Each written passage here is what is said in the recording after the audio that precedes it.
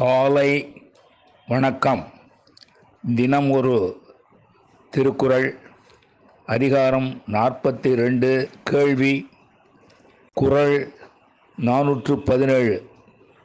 பிழைத்து உணர்ந்தும் பேதைமை சொல்லார் இழைத்து உணர்ந்து ஈண்டிய கேள்வி அவர்.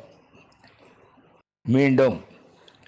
பிழைத்து உணர்ந்தும் பேதைமை சொல்லார் இழைத்து உணர்ந்து ஈண்டிய கேள்வியவர். இதன் விளக்கம்: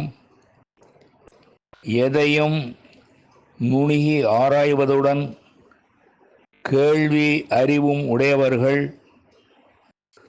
சிலவற்றை பற்றி தவறாக உணர்ந்திருந்தாலும் கூட அப்போதும் அறிவற்ற முறையில் எதையும் பேச மாட்டார்கள் என்பதை அறிந்து கொள்க. மீண்டும்.